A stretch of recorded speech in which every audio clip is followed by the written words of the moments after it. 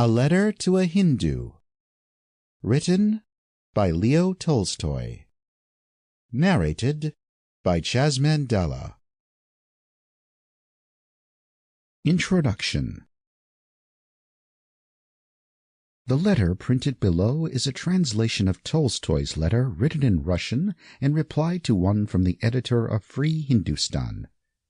After having passed from hand to hand, this letter at last came into my possession through a friend who asked me, as one much interested in Tolstoy's writings, whether I thought it worth publishing.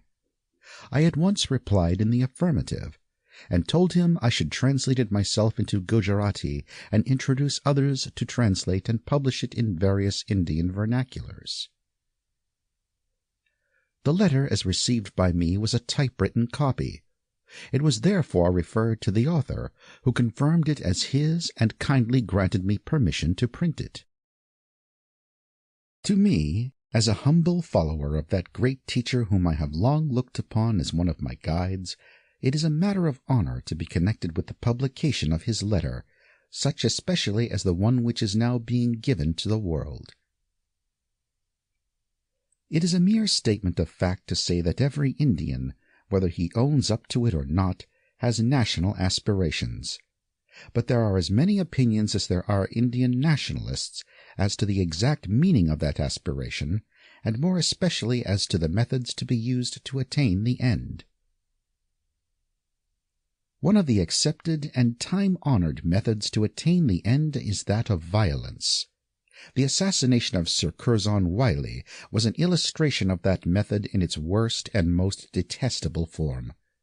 Tolstoy's life has been devoted to replacing the method of violence for removing tyranny or securing reform by the method of non-resistance to evil. He would meet hatred expressed in violence by love expressed in self-suffering. He admits of no exception to whittle down this great and divine law of love. He applies it to all the problems that trouble mankind.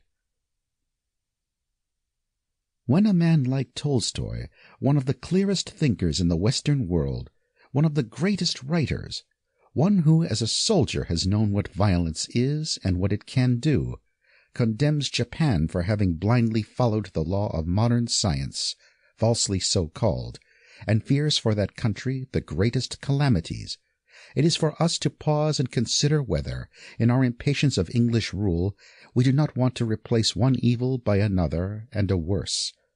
India, which is the nursery of the great faiths of the world, will cease to be nationalist India, whatever. Sample complete. Ready to continue?